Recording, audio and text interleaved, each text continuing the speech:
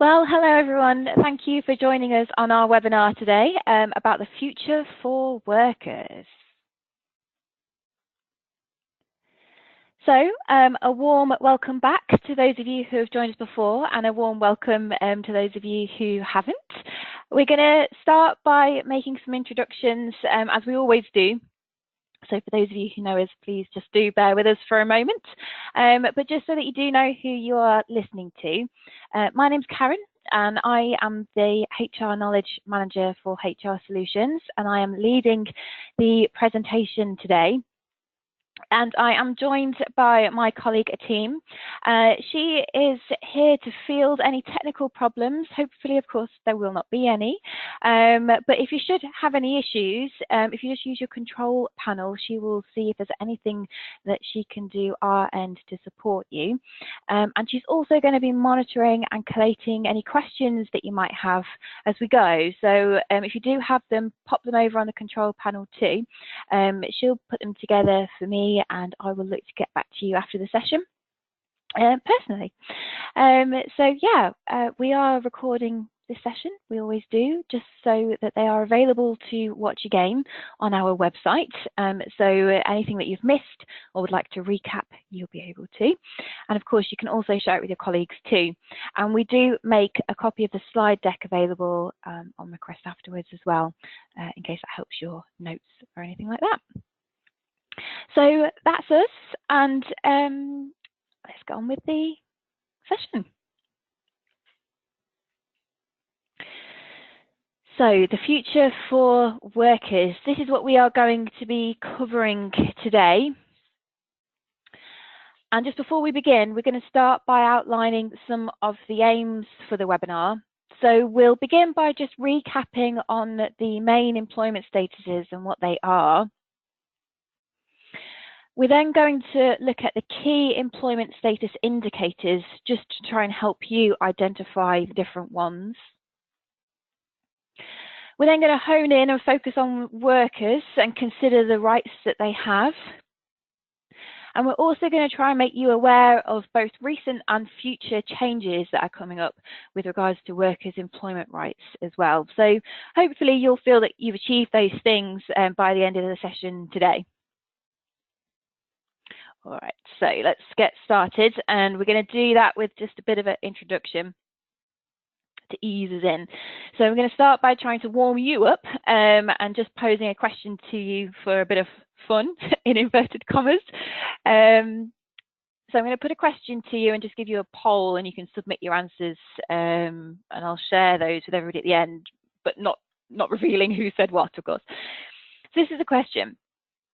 What factors might point to a self-employed person? So day-to-day things that might indicate that somebody is self-employed. All right, so I am just going to pull up a poll, and you can have a look at what the options are, and you can choose all that you think apply. So this is for somebody who is self-employed. So we've got 5 possible things there. First one, does somebody working for more than one organisation point to someone who might be self-employed? What about prescribed hours of work? Does that suggest that somebody could be self-employed? Whether or not they're responsible for their own tax and national insurance? Whether they're required to wear a uniform? And whether they're subject to disciplinary action? So you can pick all the ones that you think might suggest this could be a self-employed person I'm dealing with.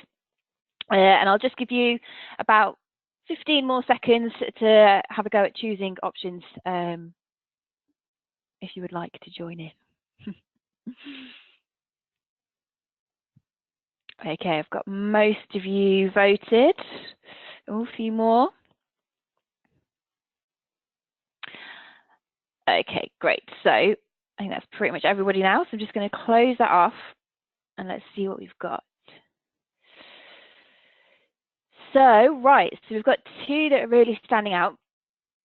So we've got working for more than one organisation. Most people think that could indicate a self-employed person.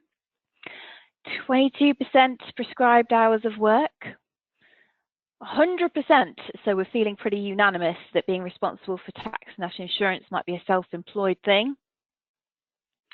If you have to wear a uniform, that could point to it, and subject to disciplinary action. So there's a bit of a split, some tentative answers on the 3, but 2 clear ones running away there for those 2. So let's just hide those and I'll show you what the answer is.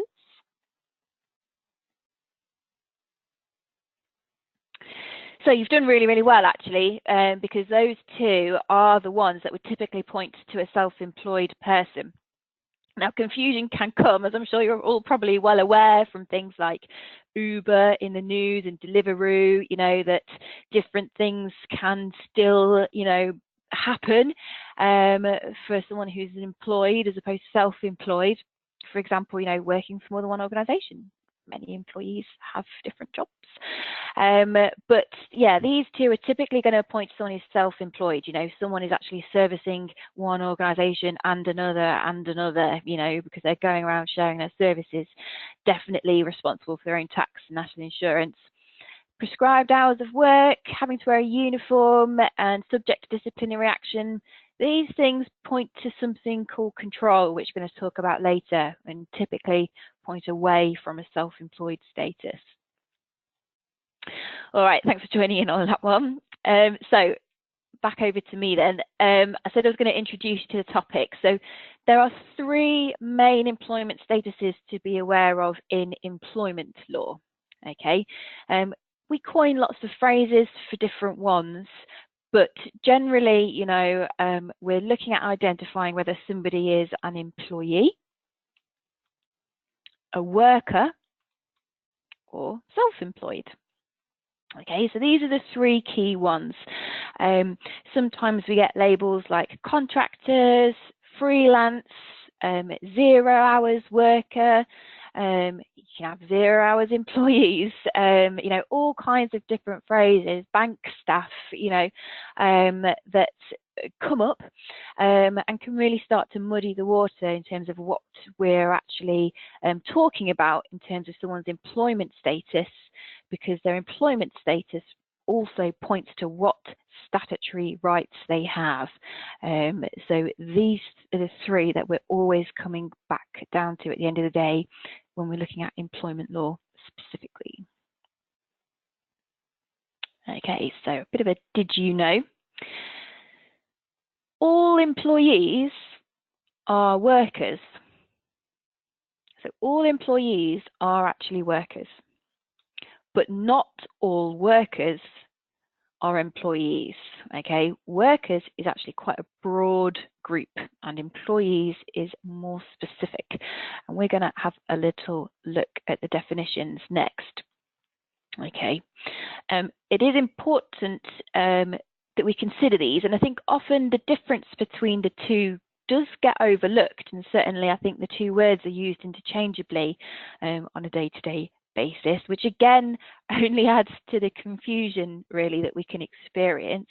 But I think particularly because there are a number of changes to workers' rights, you know, afoot, it is well worth us taking some time, you know, this session being an example of doing that, to distinguish the 2, so we can make sure we're getting it right going forwards.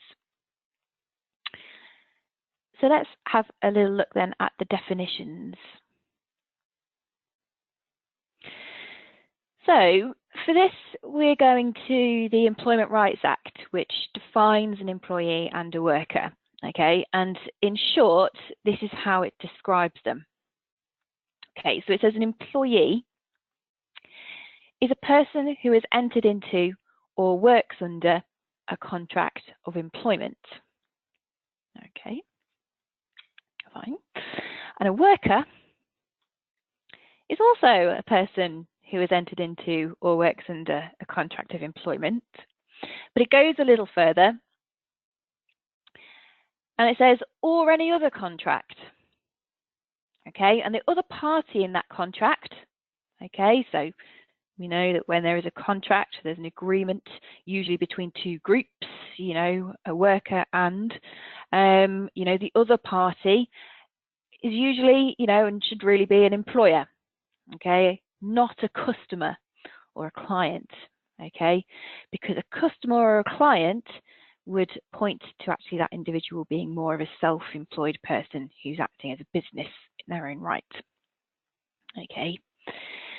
So these are the definitions, and they are not great, in my opinion, and you may well agree with me. Certainly in terms of being, you know, a practical reference point on a day-to-day basis, not too good. But what we can see is what I was saying earlier, is that the definition of a worker is broader, and the definition of employee fits into and actually is encompassed by the definition of a worker, okay? Hence why all employees are workers, but not all workers can be employees, because the employee just has to be in that contract of employment specifically. Okay. So yeah, ambiguous as it is important for us to distinguish the two from the outset of employment, ideally, because they do have different rights, and getting it wrong can mean that we might have afforded rights to people who didn't need them, which can cost us money and set a precedent. But it can also mean that if you don't afford the individual the correct rights, you know, if they land you in tribunal, we can be dealing with potentially a heavy fine. So unfortunately, even though we've only got this to work with, we still have to try and do our best to distinguish them. Now, to do this, there are some tests that can be applied, and these tests are not often talked about. So I wanted to draw your attention to this today because it is the best starting point for distinguishing the two statuses. And in this session, we are particularly focusing on the difference between employees and workers. So, employment status tests. Now, as a little intro poll that we did at the start of this webinar suggested, you know, there are various day-to-day characteristics that can point to a different employment status, okay? You know, it's very often the case that an employer can issue one type of contract to an individual, and even if that contract was accurate in terms of what they wanted, you know, how they actually end up being treated, we know is more important to a tribunal. And so there can be all kinds of, you know, little indicators, again, as the poll at the start suggested, which may point to one or the other. But as I said, there are actually three key tests that are the most fundamental indicators.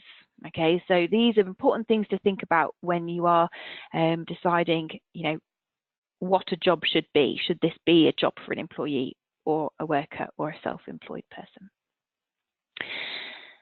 So the first test is called personal service. Okay, and just to remove the jargon from that, essentially what I'm talking about here is whether or not you expect the work to be done by the person you appointed. Okay, and when I talk to clients, typically they say, yeah, I do expect that person that I interviewed to turn up to do the job. I don't expect somebody else to turn up, you know, why would I? Okay, whether or not the individual is required to do the job themselves, okay, is an important test, okay, versus whether or not they have what's called in law the unfettered right to substitute. Okay, and what that basically means is whether or not, as you might be able to deduce, that individual is actually allowed to send somebody else in their place, okay, to do the work.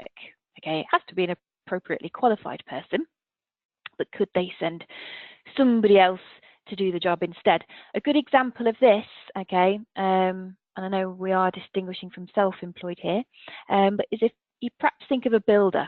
Okay, so you might have a builder here who's going to perhaps come and refit your bathroom. I don't know. You know, if you bring them up from the paper, I sound old-fashioned. I don't know. I talk about a newspaper. Probably Googled them or something. and you ring up and say, yep, would like you to come and do this, give me a quote. They give you a quote, and then they send, you know, one of their guys or gals to come and do your tiling, you know, and it might not be the person you spoke to on the phone. That's a good example of someone who's actually, you know, self-employed, because they can actually send somebody else who they've got, you know, to come and do the job instead if they've actually got a holiday booked, you know. So a bit of an example there. Whereas you probably wouldn't expect somebody different to turn up for an office job, you know, where you've appointed somebody there. So moving on to the next test, the second one is something called Mutuality of Obligation. So that's a bit of a fancy phrase for what we basically mean as the requirement to offer work and the requirement to undertake it. Okay. So again, you know, we're perhaps saying to somebody, we are going to contract to give you 37.5 hours a week of work, and you have to make sure you keep giving them 37.5 hours of work, or else go through a layoff or redundancy process. And equally, that person has to turn up and do that work, you know, otherwise we're not going to be very happy about it. We're going to start looking at attendance issues and taking action. Okay, they can't ring up and say, I don't fancy it next week, actually, I'm off.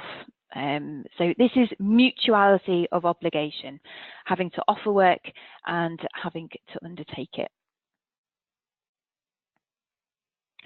And lastly, we have control, okay?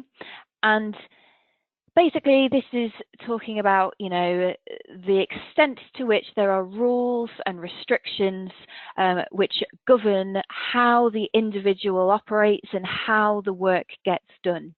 Okay, so some practical examples include, you know, tracking attendance, monitoring that person's conduct, decisions about where they have to do the work and how they've got to do it, you know, in accordance with policies and things like that. Whether or not you can take disciplinary action over their conduct if you're not happy with the way in which they've chosen to conduct themselves, okay? Versus somebody being free to decide how and when they complete work, you know, so long as it gets done, basically. So there we are. These are the three key tests, the three key things that point to one employment status over another, okay? And some apply, they apply to varying extents to different ones, which we'll look at. So to be an employee, all three tests have to apply. Okay, so if you get a check for all three, that is an employee sat in front of you. Whereas for a worker, only personal service has to apply. Okay, so only the first one, the requirement that that person who you've entered into a contract with has to turn up and do any work that needs doing. Okay, there's no requirement for mutuality of obligation, so you don't actually have to offer, you know, the same or any amount of work each week. And equally, if you did call up and offer them some shifts, they can say, thanks for giving me a ring and remembering me, but actually I'm off to France that week. Wouldn't it be lovely? So yeah, there's no mutuality of obligation, you know, and you would just have to be able to go, yeah, okay, no problem, I'll call somebody else and see if they're free instead. And there doesn't have to be control either, okay? But I've put an asterisk there because I'm going to talk about that a little bit more. The reason is because although there doesn't have to be control, there usually is with workers, okay? For example, usually we do say to them how and where the work is done. If you perhaps think about somebody on a 0 hours contract in a restaurant, you know, they've got to go to the restaurant and, you know, they've got to take, you know, food from the counter over there to the table over there. You know, there's probably going to be, you know, prescribed ways of how that work gets done and where they've got to do it. But it's possible they could still be a worker. You know, they can still say, no, I don't want shifts next week. Okay, but this control element definitely does not have to be and should not be as strong as with employees, okay? And a key way for me to demonstrate this is by explaining that actually with workers, it's not usually necessary to take disciplinary action, and indeed you should avoid it, okay? Equally, we shouldn't really be giving grievance processes to workers, okay? If they aren't happy with something, they don't not entitled to a grievance process. You know, you wouldn't be inviting them to put their concerns in writing, setting up a meeting for them, looking at a resolution or an outcome. You know, you could, you know, and similarly with disciplinary action, but that's starting to suggest there's quite a lot of control over your involvement with that person's employment activity, okay? So I'm just going to pause there for reflection, because again, I'm afraid it does only point to the need to be very certain about what you're doing, because of course if you don't follow a fair disciplinary process for an employee, and because you think they're a worker and you get that wrong, that could have really significant ramifications.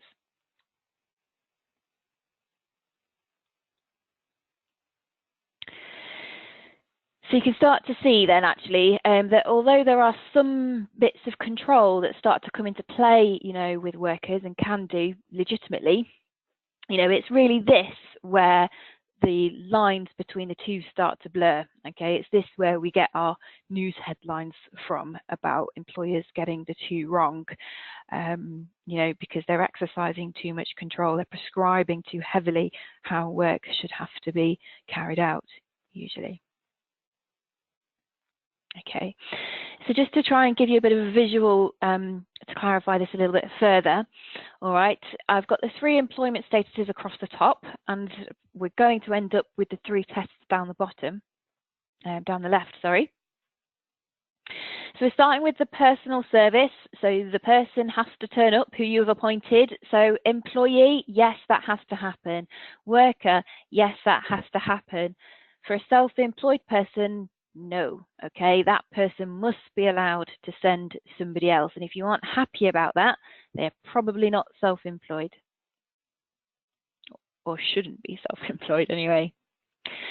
Mutuality of obligation, next. So the duty to offer work on a regular basis and a duty to keep undertaking that work. So employee, definitely. Workers, however, no, okay? They don't have to agree to shifts if they don't fancy it. On a little sort of side note, you know, if an employer did ring them and say, can you do shifts for me next week? And they say yes, you know, they should really be turning up for it. It's a bit negligent if they don't, but yeah, otherwise workers should be able to say, thanks for offering, but no, thank you. And equally, if you don't have enough work, you don't have to ring them and say, you know, come in, you don't have to find work for them or pay them anyway. And self-employed, definitely not. You know, if you don't need their services anymore, you just give them notice in line with the contract. And lastly then, control. So employee, yes, you know, we manage their conduct. We take disciplinary action where necessary. We manage their capability. You know, we put them in improvements plans if they're not performing properly. We monitor attendance. You know, we give policies and rules about how work should be done and how they should conduct themselves. Okay. Worker, yep, there can be a bit of control, but would look to avoid disciplinaries and grievances, because the more control you assert unnecessarily, the more you're starting to make them look like employees, and therefore making yourself having to afford rights to them that they wouldn't otherwise be entitled to.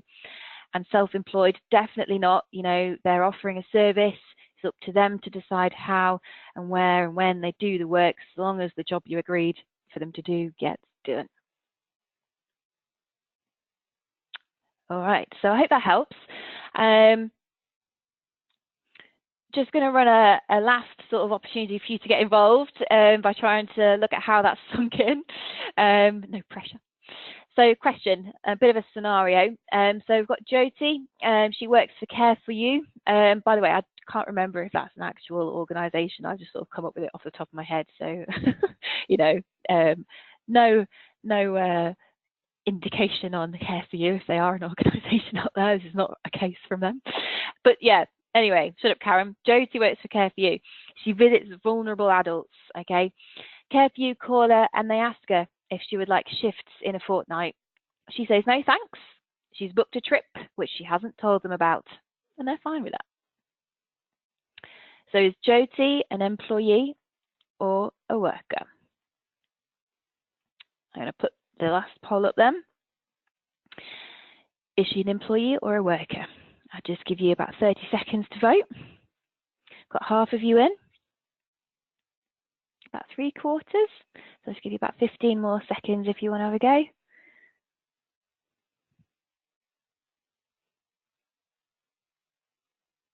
Okay, we're nearly there. All right, so I'm just going to close that off then now. And share. So we've got a few gone for employee and a few, mainly, most of you have gone for worker. Okay, so let's have a look. And the answer is worker, okay? She was free to turn down her shifts that she didn't want, and they were ringing and offering the shifts, so they obviously don't have to give her, you know, the same work week in, week out. She'd gone off for a holiday that she didn't have to tell them about. She is a worker, definitely. So, yeah, most of you got that, so that's really, really good. Really pleased about that. Well done. So, right, let's have a think then. We've thought about how we can try and distinguish an employee from a worker. Let's look at what rights workers have specifically.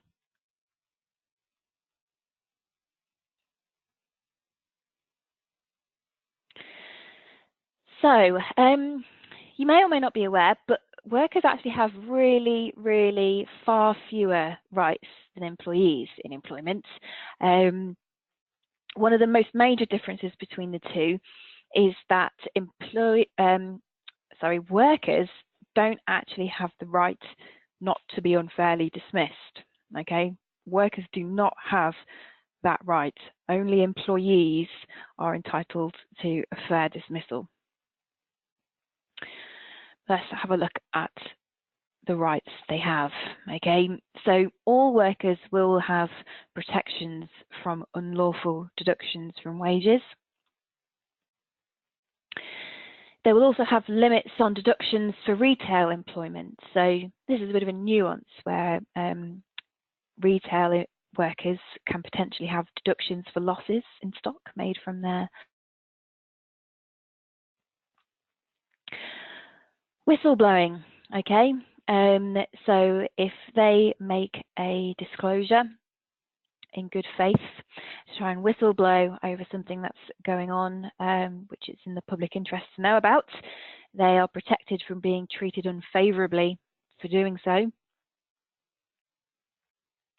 Interestingly, although I've talked about the fact that they don't, you know, have to be afforded a disciplinary process, and that is because of, you know, what we've got at the top here, the fact that they aren't entitled to be fairly dismissed. If you did afford them a disciplinary process, okay, they would have the right to be accompanied, okay, and in any other process where you might have the right to be accompanied, if you afforded that process to them, you would have to make sure that they have that right. National minimum wage, of course, okay, you must not pay workers below the national minimum wage. Working time regulations also apply, okay, so breaks, making sure that they are getting at least 20 minutes after they've worked a 6-hour shift, you know, or whatever's in your contract if that's more favourable. It also talks about things like how long there should be between one shift and when the next one starts, you know, all that kind of thing, holiday and so on. Pension auto-enrolment. Part-time treatment, so not treated less favourably, you know, by comparison to full-time counterparts. And rights relating to trade union membership. Okay. In some instances, but not all, workers are also entitled to things like statutory maternity pay, too, and other statutory payments. Lastly, they're protected by the Equality Act. Okay, so they are protected from discrimination, including during recruitment, okay, and the duty to make reasonable adjustments where somebody has a disability. Okay. Anything else that is a statutory right for an employee, okay, they do not have. Okay, so a lot of the rights to do with pay are carried over, but a lot of rights to do with leave in particular, you know, not afforded to workers. And that's really wrapped up with the fact that they're free, you know, to turn down work.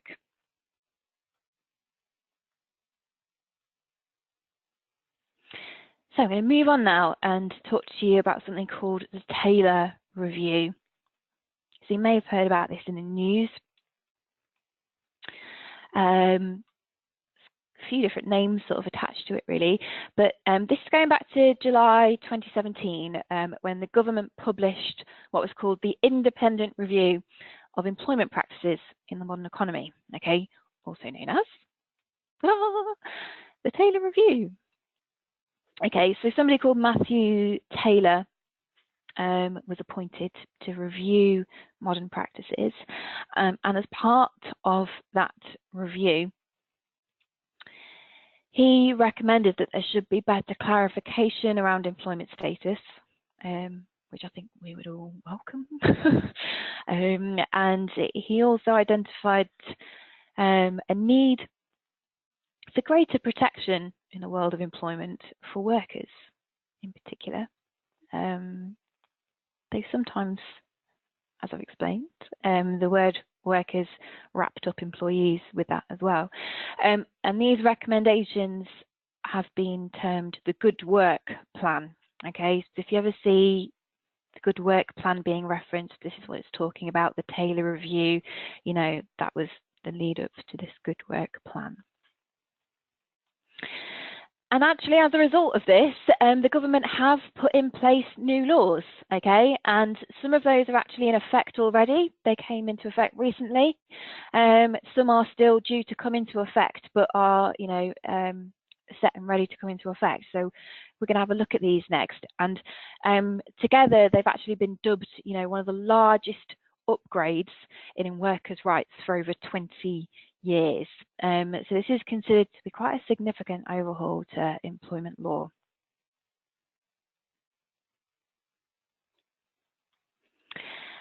Which leads us neatly then on to the next and last, but not least section, where we're going to look at the new laws that are being implemented as a result of that Taylor Review.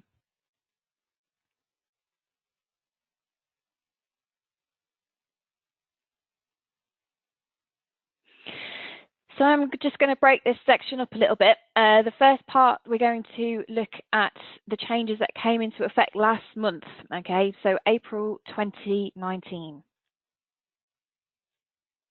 Payslip reforms, okay, we've had a few major changes to do with payslips going on. So, right to an itemised pay statement, okay, or a payslip. So let's think about that. They've now got a right to an itemised payslip, which means that they did not have the right to a payslip up until April this year. Who knew? That might seem quite alarming, but workers, you know, bless them, if they fell into that category and were not employees, there's actually no legal entitlement written into the law that says they have to be given a payslip telling them what they've been paid for. Okay, only employees had that right, which might seem quite shocking. hence why Matthew Taylor suggested that needed improving, which I think many of us, or not many of us rather, would disagree with. So this right came into effect from the 6th of April. Okay, the entitlement to a payslip was extended to those classed as workers. Okay, and there are no eligibility criteria. You know, they don't have to have worked the minimum number of hours. They don't have to have a, you know, minimum length of service. Okay, it's a day one right now to get a pay statement. So, you know, this is for existing workers, but only with effect from the 6th of April. Okay, so any pay periods that begin or are going to, any pay periods that begin on or after the 6th of April, they will now have to have an itemised pay statement issued for workers. Okay. Oddly, there are some bizarre exceptions, very, very few, you know, but members of the police service, people who work at sea, okay, so merchant seamen and masters and crew members, okay, who are paid solely by a share in their profits or gross earnings of a fishing vessel, they don't get it either. But for everyone else who's a worker, you know, they will get it. All right, so independent contractors, freelance agents, okay, they are terms which are associated with self-employed people, you know, they don't get pay statements, just workers, okay. And if a worker requests an itemised statement and is victimised for it, so treated badly for asserting that right, okay, then they can bring a claim for that in employment tribunal. So sticking with pay slips, we've got another change, okay, and this affects all workers, and so by that I mean employees and workers, okay. So new statutory information has to be included in a pay slip, okay. And what we now need to include, as well as all the other information that we had to put in before, if somebody works additional hours to the norm, and those additional hours attract a variable rate of pay for whatever reason, okay, it could be just because of the day of the week that they work or the type of work that you're asking them to do, and you pay it that at a different rate to the one you'd normally pay them at, then the number of hours paid at that different rate has to be stipulated on the pay slip, okay, just the number of hours. And that is also with effect from the 6th of April 2019. Okay, so to give you a bit of an example, if you had a worker with a fixed salary each month, okay, usually employees have fixed salaries, okay, and they perhaps do overtime, and that overtime is not paid in accordance with what their hourly rate would be in accordance with the salary, but let's say you perhaps pay them, I don't know, £11 an hour if they work on a Saturday, you know, then it would only be those hours that they worked on, you know, the Saturday in this example that you would need to put in the pay slip. Okay, now those hours can be shown as a single figure, you know, or if they did different types of work or they attracted different rates of pay, then you could put different hours accordingly for that instead. Okay, so those are two key changes to pay slips that came in this year, and they have forced people to change their practices, especially in terms of how pay slips, you know, are issued in respect of overtime or just any work that's done with variable pay. You know, and some people who did know, you know, that workers weren't entitled to pay slips are, of course, now having to make sure they're getting issued. So, two significant overhauls. Now I'm going to talk about a significant awards increase that came into effect as a result of the Taylor Review and the Good Work Plan. Okay, so there are always annual increases to the maximum amount of an award that can be issued in tribunals. The one in particular had a significant change directly because of the Good Work Plan. And that's where there is an aggravated or repeated breach of employment rights. Okay, the maximum penalty for that actually quadrupled this year, which is really significant change. Again, it was effective from the 6th of April 2019. The maximum level of the penalty was previously £5,000, and that's gone up now to £20,000. Okay, and this applies to breaches which occur on or after this date. And the purpose really, again, is to try and reinforce employers who are perhaps, less scrupulous about adhering to employment rights, to try and force them to take it a bit more seriously.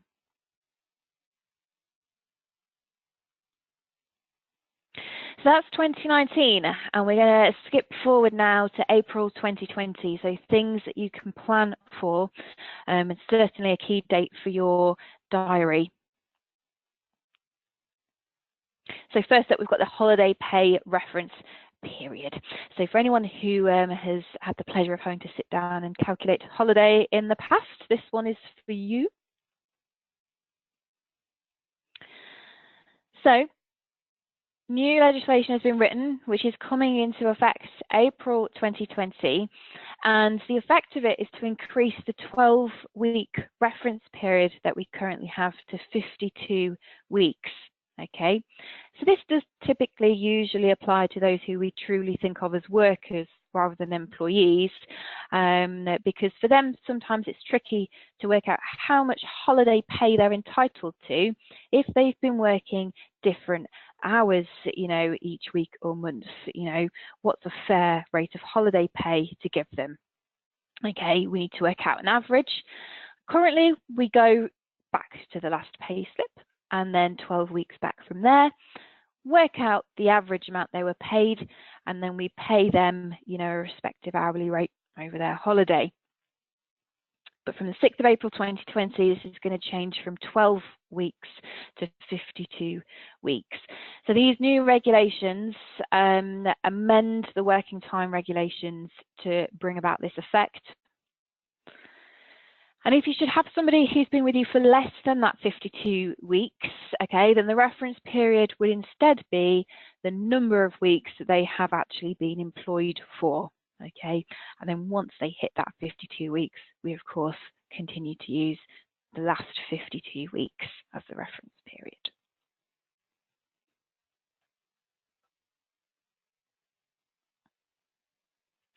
Moving on then. We're talking now about written statements, okay? Sometimes referred to as the written statements of employment particulars or written statement of main terms, sometimes referred to as contracts, okay? But written statements then.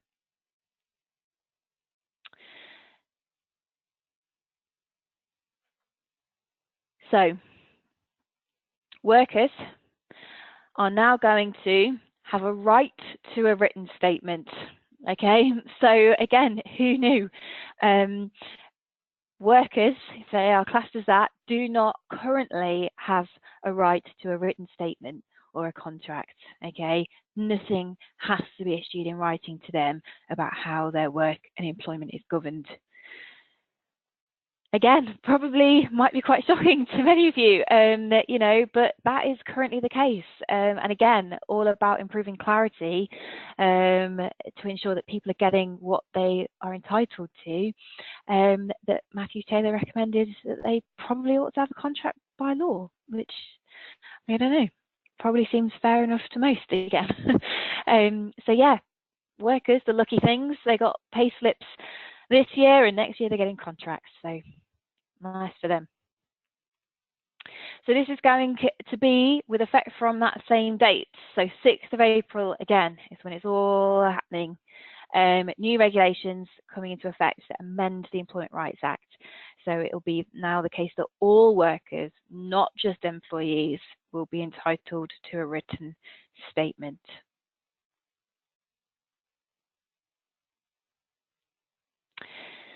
Sticking with written statements then, and something that is changing for all workers, so I'm talking about employees as well here, but change to written statements. They're now going to be entitled, okay, to one from day one. Okay, it's going to become a day one right to have a written statement of employment. Okay. Again, with effect from the 6th of April, so really important date. Just, you know, if you haven't already, just circle it in your diary, put big capital letters over it on your Outlook calendars or whatever you use. Yeah, we need to make sure that we're looking to issue written statements, you know, ASAP. Currently, we've got a 2-month window in which we can issue written statements to employees. Okay, they're entitled to them after the first month, but we have up to 2 months to actually give it. But yes, going forwards, this is going to be a day one right, and pretty much all the terms are going to have to be issued by that first day of employment. Sticking with written statements a little bit longer then, so other changes that are coming in, okay? What actually has to be in there is going to change, okay? And how it has to be issued is going to change as well. So currently, the way the Employment Rights Act is written is that some terms or particulars of employment can be issued in one document, and other terms can be issued at a later date in another document, and we tend to think about this as offer letters and then contracts to follow. Okay. Now going forwards, if you really knew what you were doing and thought, right, yep, A, B, and C has to be in this document, and then we have to make sure D, E, and F are in that document, then that's great. But going forwards, certain information that could be split across two now all has to be issued in one. Okay, so there are far fewer things that we can leave to issue at a later date. You know, the effect of this essentially is, for most, I imagine, is going to be that all the applicable terms are going to have to be, you know, issued ASAP, you know, and by day one of employment. The other change that's coming into effect with regards to what's in there is that actually we now have to include more information as a statutory minimum. Okay, so there are set things that must be in a written statement currently. This list is going to increase, okay, and I've got some examples. One is the actual days of the week that the worker is required. Okay, so no longer just putting the hours that somebody might be needed. You'll have to stipulate whether that's going to be a Monday, Tuesday, Wednesday, Thursday, Friday, or what have you. Any training entitlement that's due. Interestingly, which I don't quite get myself, I'm still trying to wrap my head around it, but any training required which the employer will not pay for. Probably one of the more significant ones, any probation period that's due and the conditions. So pretty much everyone really subjects employees and workers to probation periods. So we'll now have to stipulate, you know, the fact that their employment is subject to one and the details that surround that. So yeah, as I've put there, it's not an exhaustive list. For example, you know, I've said the days of the week work is required. If you're on somebody with variable shift pattern, then there's different rules around that. But yeah, there's quite a few different things that are coming in. So as you can imagine, what this really means practically is quite a administrative undertaking. You know, we're going to have to redraft our template contracts, redraft our template written statements to make sure that they're fit for purpose with effect from the 6th of April 2020. Okay.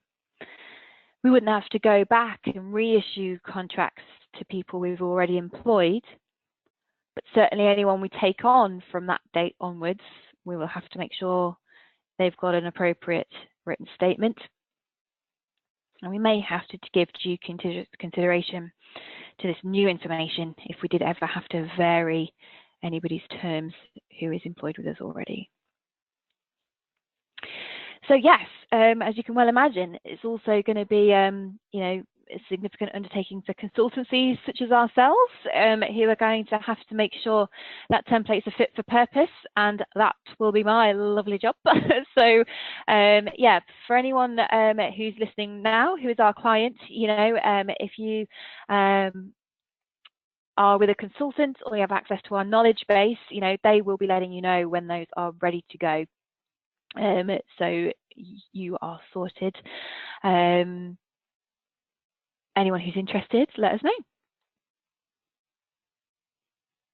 Moving on then, just to talk about agency workers. So if you deal with agency workers, you know, you might be familiar with what I'm about to talk about. If not, you might think, what on earth is she going on about? But, you know, rest easy, you probably meant you never had to worry about it in the past, and so you certainly aren't going to have to worry about it going forwards, because I'm going to talk about something called the Swedish Derogation Model. Okay, some people will be nodding, you know, with tired recollection, and some people will be thinking, what is she talking about? As I said, but the effect of this new law coming in is that this model is going to be abolished, hence why if you're not familiar with it, you don't have to worry about it. Okay, again, that magic date of 6th of April is when it's going to be abolished. So just to quickly describe what it is, there are laws in place at the moment which mean that anybody who's placed by an agency, once they've been in a placement, you know, for 12 weeks or more, they're entitled to be given equivalent terms as those working around them, which they would have enjoyed if they'd been employed directly by the hirer. Okay, so typically agency workers come in on slightly lower pay, for example, and after 12 weeks in that placement, they're entitled to be paid the same as those around them who are employed directly. But there's almost a loophole in the law, okay, which is the Swedish derogation model. Now, if an agency worker posts somebody in one place and then that contract comes to an end, and then there might be a bit of a break, and then they get posted off at a different employer for a bit, okay, if they're paid between those two placements, okay, then it means that the 12-week qualifying period, or that 12-week rule to get the same terms as those around them, doesn't have to apply. Okay, but this is being abolished going forwards.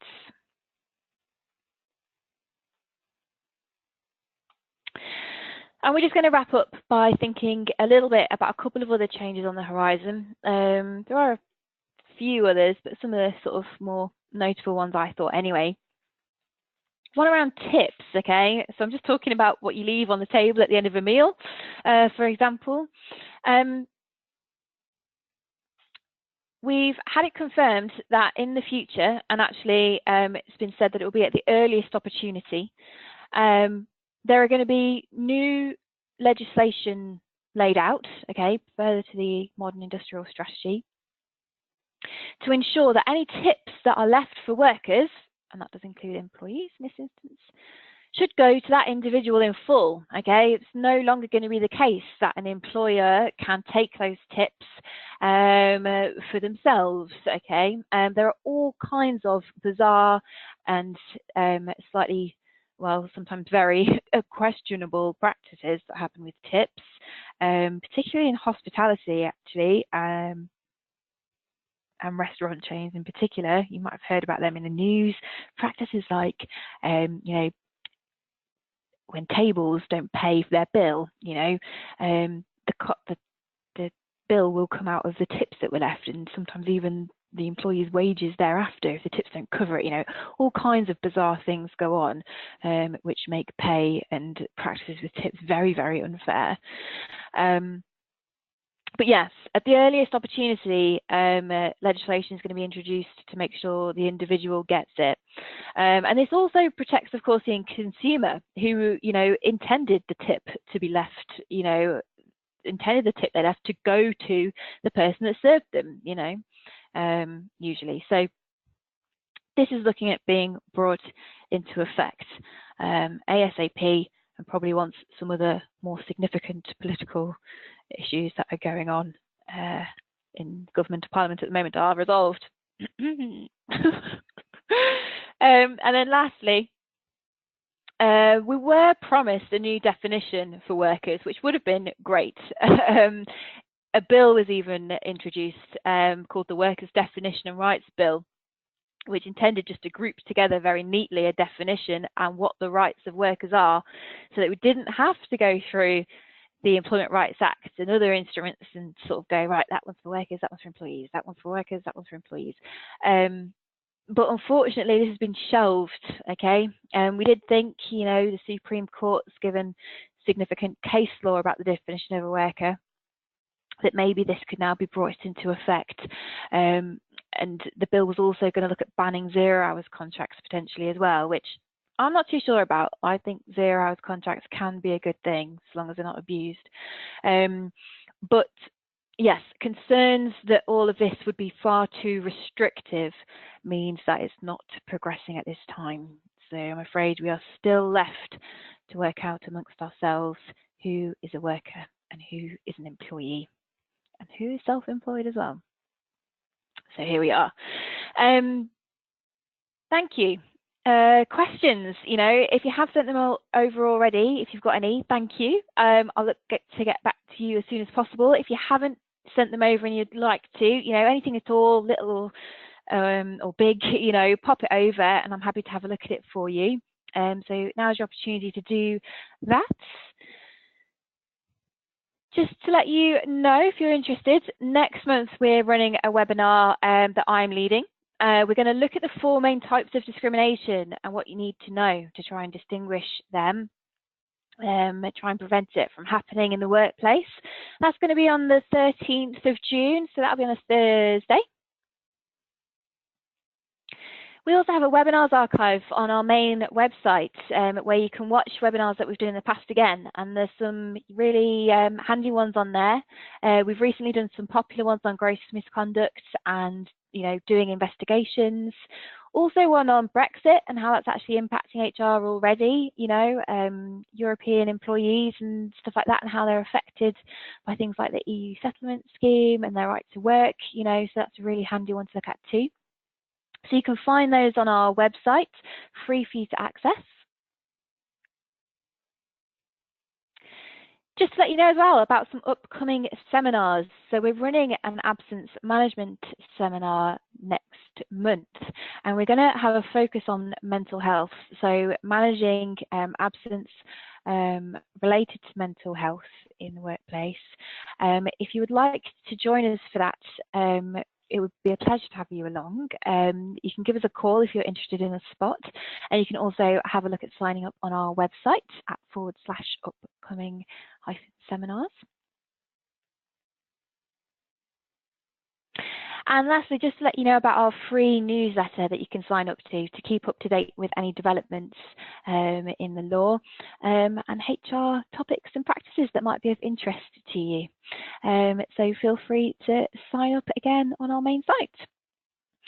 So it just leaves me to say thank you very much for joining. I do hope you got something out of it and that you've learned something new. And hopefully we'll have the pleasure of your company on another webinar in future. But yes, otherwise enjoy the rest of your day and take care. Thank you. Goodbye.